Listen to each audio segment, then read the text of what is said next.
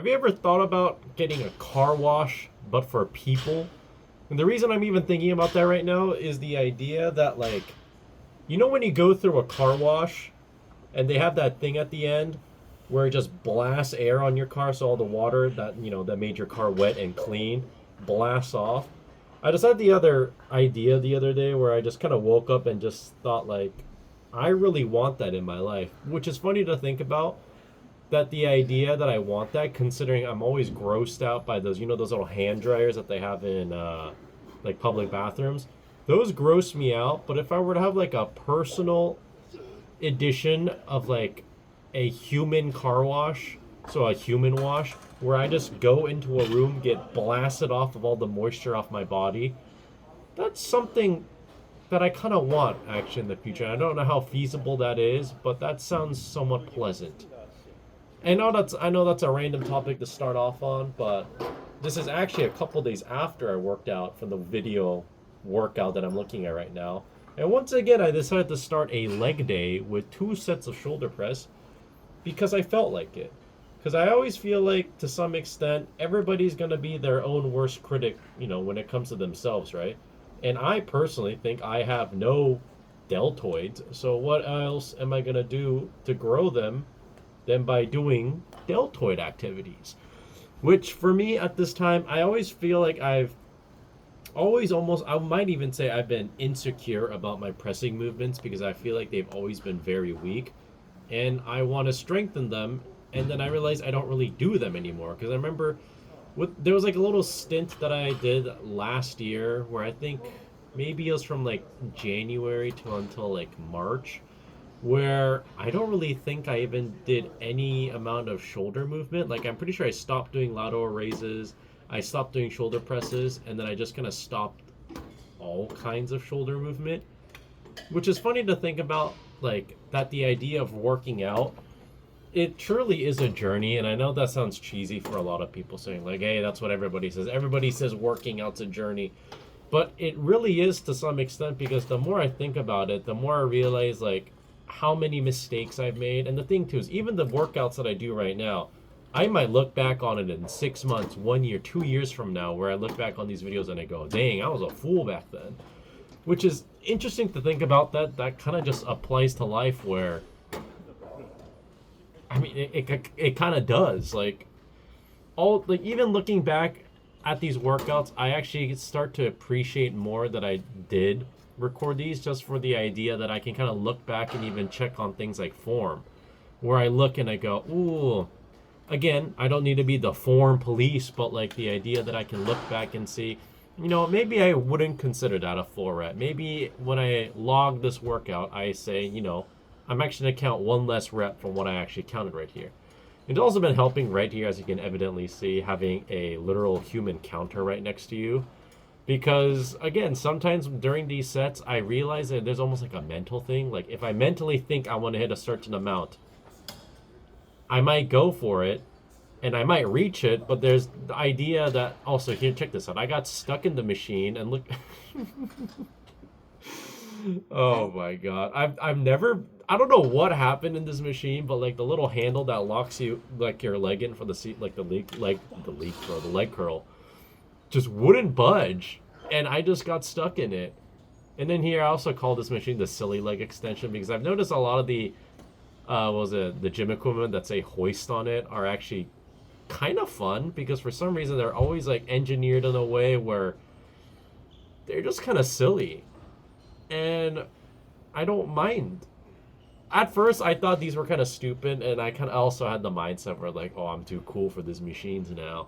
I only do free weights, barbell, dumbbell. I don't do machines. But then again, that's another mindset where I'm just like, wait, maybe I should just do exercises that feel nice for me and don't hurt me. And, again, if I were to use buzzwords of the fitness industry, where I can progressively overload. Wow! What was I even talking about earlier? But yeah, again... think about the idea of human car wash, though. Mainly the dryer part, because I got my car washed the other day, because the pollen issue, while not being that severe, the weather in Washington in spring does get pretty nice, but in the spring it also gets your car extremely dirty, especially if you park outside, which is actually quite a pain. But is that really something that I should complain about that much? But yeah, even right here, you watch me fiddle with the seat adjustments because, again, there are times where just even having your seat in a different seat adjustment position, I feel like I kind of overcomplicated the way I said that, can make the exercise feel off. So I've been very diligent in making sure that whenever I track all my workouts now, I even write down the seat positions if it's like a machine where things feel off, if it's off by like even like a little amount. But again, like every time I do this mission, I just can't get over the idea that I feel like I'm on one of those rocking horses. Oh my god, I don't really know what came over you. I just remember I was looking back at this and I was just like, dang, I'm really shrimped up right there, and that also kind of begs the let me lock it back in real quick. Once I learn how to speak properly again, it's the idea that like posture really is important. Where I'm currently in one of those ergonomic office chairs, and if I were to spend a little bit extra money, maybe I can get one of those Ermin Millers. But ignoring the price tag on those, I'm starting to realize the beauty and importance of posture and how important that actually is. And the idea that, as you age, I should probably start prioritizing my body and strengthening it to the point where I can live a comfortable life without being in absolute agony and pain for the older years of my life. So I like to think that all these workouts that I do are in a way an investment, the stonks almost even in a way, where I'm investing in my own body to be healthy. And I also feel like it's like a cool hobby to some extent because like, what other hobby can you really do where if you find this fun and you keep at it, you are quite literally, again, doing it for the benefit of your health and longevity of your life, which is a really cool thing to think about. I just heard the birds sing outside, and I guess that is one thing about the springtime. That everything just sounds so scenic, serenity, whatever adjectives I want to use. But again, I actually really like this workout.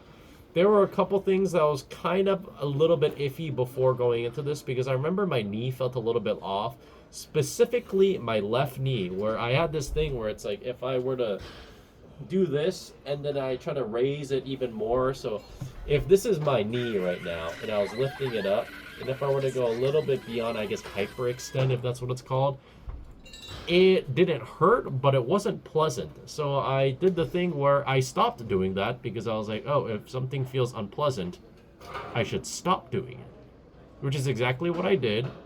And it didn't hurt today, or I guess it didn't hurt in this workout, and everything went pretty darn well. And I really think I'm going to start prioritizing these exercises right here, the hip extension.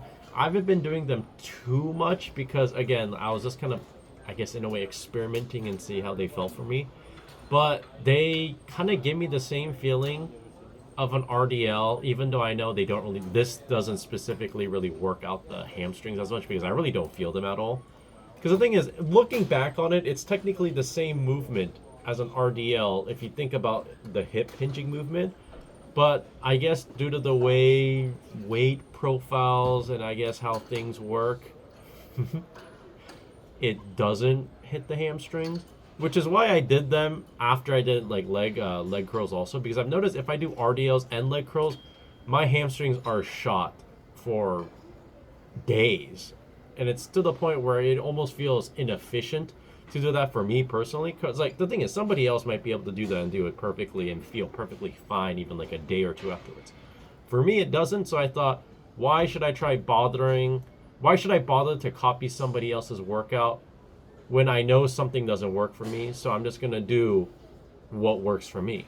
And I think that's the freeing part, where the idea that like I should really start doing things to the benefit of myself and nobody else, because who's working out on the video? It's me working out.